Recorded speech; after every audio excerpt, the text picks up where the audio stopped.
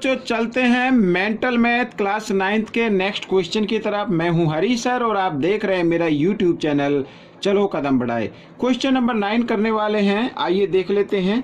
यहाँ पर बच्चों क्वेश्चन नंबर 9 क्या कहता है उसको रीड कर लेते हैं। देखिए, इन द गिवन फिगर, यहाँ पर आप फिगर देख रहे हैं, if in parallelogram ABCD AB equal 6 centimetre and perpendicular DF on AB is of length 3 centimetre. ठीक है, ये DF जो है ये 3 सेंटीमीटर है। Then find the area of triangle ADE। तो ADE ये इस ट्रायंगल का एरिया में फाइंड आउट करना है। आइए करना शुरू करते हैं, साथ ही बाद में हम क्वेश्चन नंबर 10 भी हम करेंगे। तो यहाँ पर बच्चों क्वेश्चन नंबर 9 को मैंने पहले से लिख के रखा हुआ है, मैं आपको दिखा देता हूँ। ये देखिए, आइए करना शुरू करते हैं। सबसे पहले बच्चों जो मैं आपको बताना चाहता हूँ वो ये देखो, ट्रायंगल ADE, ठीक है, ट्रायंगल ADE, ये ट्रायंगल ADE और पैलोग्राम ABCD ये सेम बेस पर है, यानी AD बेस पर बने हुए हैं and between the same parallel है, AD और BC के बीच में बने हुए हैं। ठीक है, तो इस कंडीशन में जो ट्रायंगल का एरिया होता है वो पैलोग्राम के एरिया के हाफ के इक्वल होता है। ठीक है, आइए लिख लेते हैं। Triangle ADE and parallelogram ABCD are on same base AD and ये लिखना जरूरी होता है बच्चों, and between the same parallel line,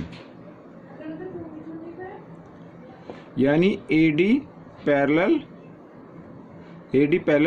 BC। ठीक है, इस तरीके से AD पैरेलल BC। देन तब क्या होता है, area of triangle,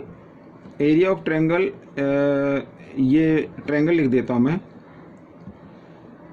area of triangle is equal, ये आपको भी लिखना होगा, is equal to the half area, ये शॉर्ट फॉर्म में लिखा था, एरिया ऑफ द पैलोग्राम। ठीक है बच्चों, तो ये जो कंक्लूजन मैंने लिखा है ये आपको लर्न कर लेना और इसको लिखना है। तो अब मैं यहाँ पर लिख देता हूँ, एरिया ADE इक्वल होगा एरिया हाफ, यहाँ पर मैं लिख देता हूँ एरिया हाफ ABCD। ठीक है, इस तरीके से यहाँ पर ये आपको याद रखना है। अब देखो यहाँ पर दिया हुआ है, बेस दिया हुआ है, AB जो है 6 सेंटीमीटर है और DF क्या है 3 सेंटीमीटर। ठीक है, लिखा हुआ है। तो सबसे पहले हम एरिया ABCD निकालते हैं, ABCD, क्योंकि ये पैलोग्राम है तो फॉर्मूला क्या होगा, बेस इंटू हाइट, ये फॉर्मूला होगा। ठीक है, अब बेस क्या है बच्चों, यानी AB इंटू, ये भी मैं लिख देता हूँ DF, और इसको इधर बढ़ा लेते हैं। तो AB है अपना यहाँ पर 6 और DF है 3, तो 6 3 जा 18 सेंटीमीटर स्क्वायर, ये आपका इसका एरिया आ चुका है। ठीक है, तो अब हमें करना क्या है, हमें तो निकालना ना ADE का एरिया, हमें तो ये निकालना है। तो लिख लेते हैं एरिया ADE। ठीक है, इसको मैं इक्वेशन 1 दे देता हूँ और यहाँ पे लिख देते हैं फ्रॉम 1 ऐसे। तो एरिया ADE इक्वल होगा हाफ ABCD की। ABCD का एरिया क्या है 18, तो यहाँ पर हम लिख देते हैं 18। तो 2 से इसको डिवाइड कर देते हैं, 2 1 जा 2, 2 9 जा 18, तो आ गया 9 सेंटीमीटर स्क्वायर। तो बच्चों ये क्वेश्चन आपका सोल्व हो गया। आपको ये क्वेश्चन कैसा लगा मुझे ज़रूर बताएं, इसमें से सीखकर दूसरों को जरूर सिखाना है। Thanks for watching my videos. बच्चों अब क्वेश्चन नंबर 10 को भी कर लेते हैं, और लिखा है इफ PQR एंड S, ठीक है, are respectively mid point of the side of parallelogram ABCD। यहाँ पर ये पैलोग्राम आप देख रहे हैं ABCD, इसके जो PQR है मिड पॉइंट है, ठीक है, और साथ में लिखा है if area parallelogram ABCD equal 48 centimetre square then find the area of quadrilateral. यहाँ पर PQRS ये जो क्वाड्रिलेटरल बना हुआ है इसका एरिया फाइंड आउट करना है। आइए करना शुरू करते हैं। तो सबसे पहले बच्चों मैं आपको बता देता हूँ, देखो ABCD इज ए पैरेललोग्राम, ठीक है। ये शॉर्ट में लिखता हूँ ताकि वीडियो थोड़ी छोटी रह सके। पैरेललोग्राम है। अब ये पैरेललोग्राम है तो इसकी अपोजिट साइड जो होती है यानी AD पैरेलल होगी BC के एंड AD इक्वल BC के, ठीक है। ये वाली पैरेलल साइड होंगी और इक्वल भी होंगी लेंथ में। हम इन्हीं से लेके चलते हैं, ठीक है। समझ में आ गया। अब आपको करना क्या है आगे देखिए। यहाँ पर आपको एक तो करना है ज्वाइन, ये मैंने पहले से किया है ज्वाइन SQ, ये SQ को ज्वाइन कर लेना है, ठीक है। यहाँ पर इसके बाद हमें करना क्या है, मैं आपको अब एक चीज और बताता हूँ। ये तो आपके समझ में आ गया। यहाँ पर लिखा है S एंड Q, ठीक है। S and Q are the mid point of AD and BC respectively,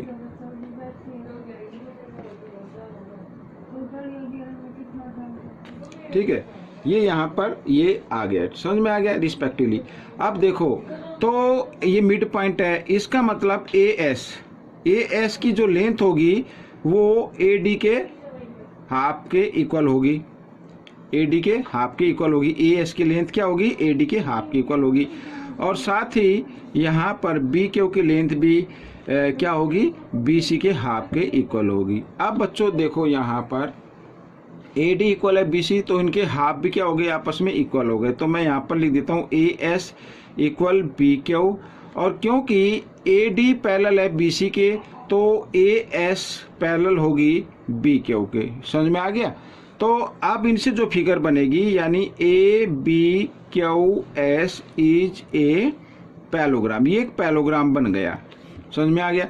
अब हमें करना क्या है, यहाँ पर देखो बच्चों मैं एक बार बताता हूँ।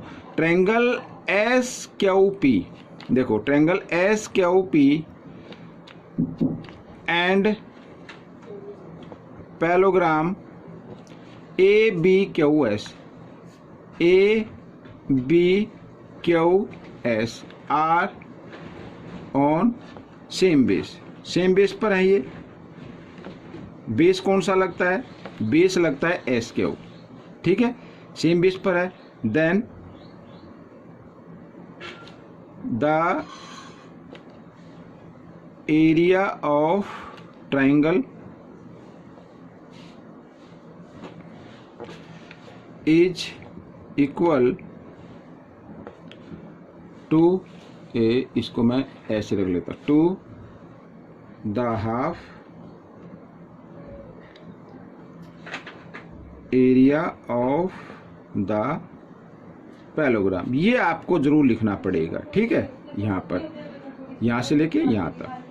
अब ये हाफ के इक्वल होता है तो मैं यहाँ पर लिख देता हूँ, देखो कि ट्रायंगल SQP, सॉरी SQP है, ये आर नहीं बच्चों, ये SQP है। SQP यहाँ पर एरिया ट्रायंगल SQP इक्वल होगा एरिया हाफ ABQS, ठीक है, इसके हाफ के इक्वल होगा। यहाँ पर ये आ गया। इसी प्रकार क्योंकि मेंटल मैथ है, इसी प्रकार ट्रायंगल SRQ, ये SQ इनका बेस लगेगा। ट्रायंगल SRQ इक्वल होगा हाफ के किसके, SQCD के, ठीक है। समझ में आ गया। तो इसी प्रकार SQCD ये एक पैरेललोग्राम बन जाएगा और SQR का एरिया यहाँ पर मैं लिख देता हूँ सिमिलरली एरिया SQR इक्वल होगा एरिया हाफ यहाँ पर SQCD इसके आपके इक्वल होगा, ये इक्वेशन सेकंड आ जाएगी। समझ में आ गया। अब हम क्या करेंगे, एडिंग करेंगे, एडिंग 1 एंड 2 यहाँ पर। अब इनको ऐड कर दीजिए, देखो ऐड करते हैं तो ट्रायंगल SQP प्लस ट्रायंगल, यहाँ पर एरिया भी आप चाहे तो लिख सकते हैं साथ में, अभी एरिया, ठीक है, और यहाँ पर भी एरिया SQR इक्वल होगा, यहाँ पर लिख देते हैं एरिया हाफ ABQS, ठीक है, ABQS प्लस एरिया हाफ और यहाँ पर SQCD इसके इक्वल होगा। अब इन दोनों को अगर हम ऐड करें, देखो ये ट्रायंगल और इस ट्रायंगल को ऐड कर दे तो क्या बनता है PQRS। तो मैं यहाँ पर लिख देता हूँ एरिया PQRS इक्वल होगा हाफ, इसमें से कॉमन ले लीजिए एरिया हाफ, और देखो यहाँ पर ABQS और SQCD दोनों जो पैरेललोग्राम इनको अगर ऐड कर दिया जाए तो ABCD के इक्वल आता है। तो यहाँ पर लिख देते हैं ABCD, ठीक है, इस तरीके से ये मैंने लिख दिया। आगे area PQRS equal area half.